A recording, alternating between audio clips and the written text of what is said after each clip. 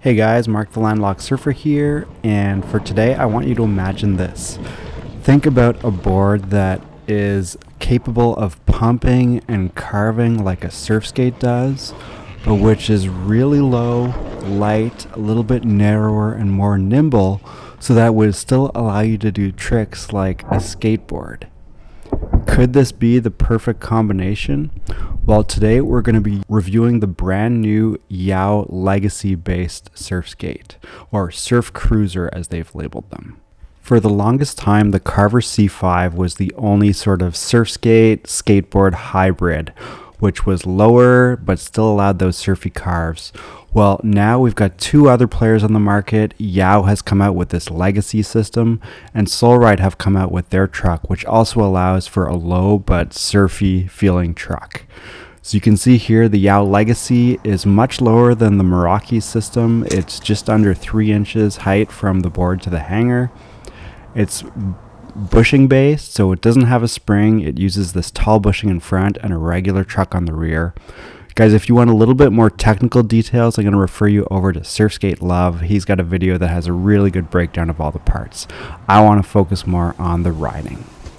And the very first thing that I wanted to know, which I couldn't figure out from the advertising, is does this actually feel like a surf skate? Can you pump it without pushing? And the answer to that is yes.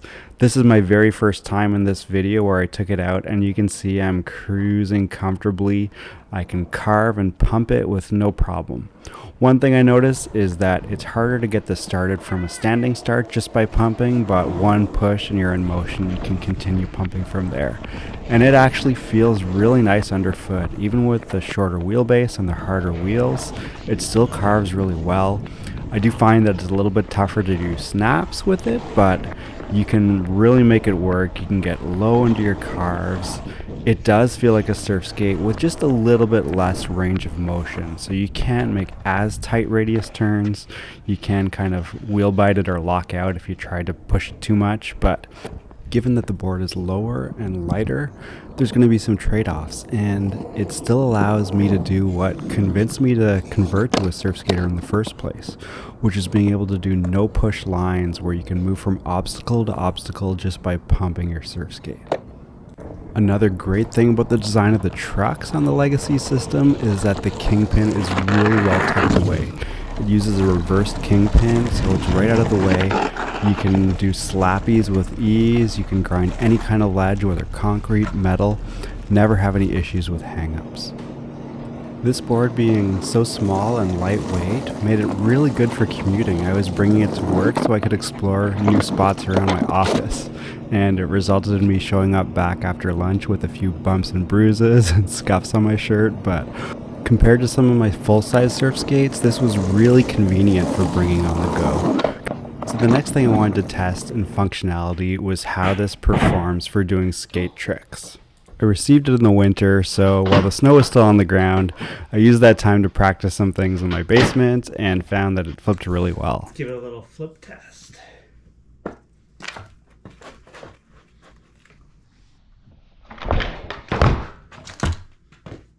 Yeah, that'll work. Now, I am not the greatest skateboarder, so I let some of the locals at the skate park try it out. They've tried my surf skates before, but this was different. After they got a few minutes getting the hang of it, they were just ripping this thing like it was a skateboard. So if you're a skateboarder who's interested in kicking the tires on surf skating, this board might be a great fit. So a big difference with the Legacy system versus the Meraki is that you can pump it Fakie really well. It's quite stable. You can even pump it for distance going Fakie. Watch this.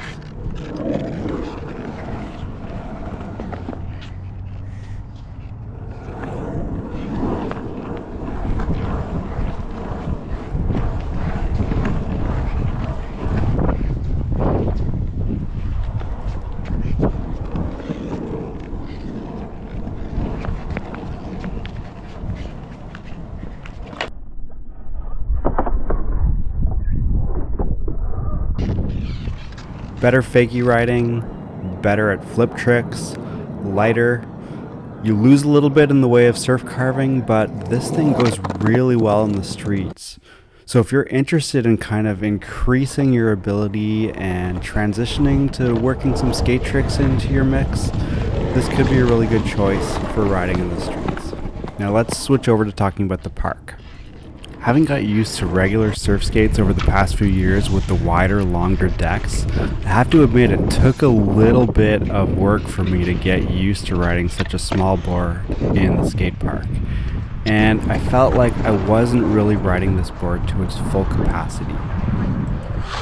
The Rose model that I'm riding here comes equipped with the 82A catch-up wheels, which are pretty hard, but I still found them somehow a little bit sluggish and also a little bit difficult to get sliding in a consistent way. Obviously they would slide with the right technique, but I found you had to get your weighting just right to not overslide or underslide. Now when it came to bull riding, the board drops in really well. It's got a nice stable tail to get in on. However, I did find that it was a little bit more difficult generating speed compared to the regular surf skates that I've been using on this board. Now, I'm not used to using a regular skateboard in a bowl, and I feel like this board rides a little bit closer to a regular skateboard than a surf skate when it comes to bull riding.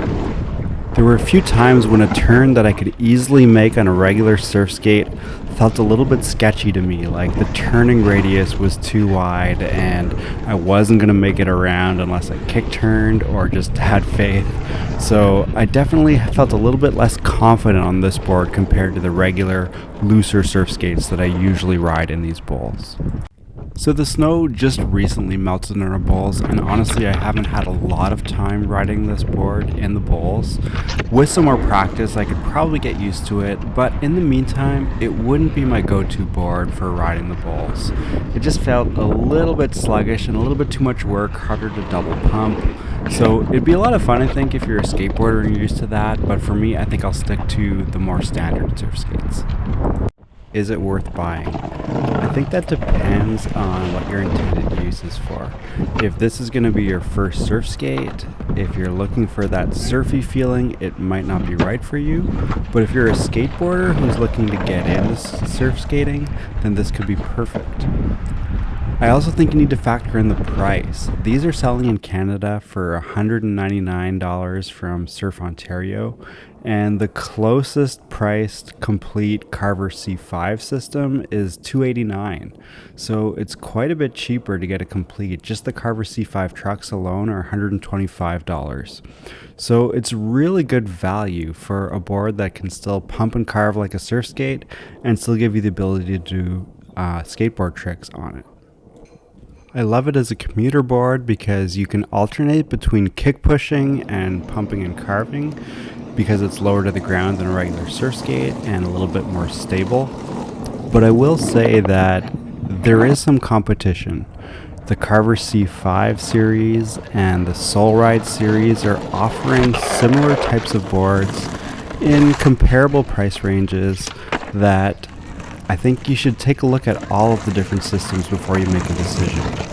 Now, if you check out my Patreon channel, I'm going to be doing a video that is comparing all three of these systems and making a recommendation on my favorite between the three. I'm going to be talking to other skateboarders and surf skaters and having them test them out and find out what the consensus is on the favored type between the Carver C5, the YOW Legasee, and the Soul Ride system.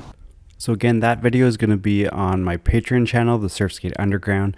It is a subscription-based service because I am having issues with my computer right now, and replacing it is going to be a big cost, but it's going to allow me to be able to keep making videos both for YouTube and for Patreon. So any support there is greatly appreciated. There's going to be some fantastic content for the Surf Skate Obsessed. Link is in the description. Thanks for watching, guys. Hit me in the comments with any questions.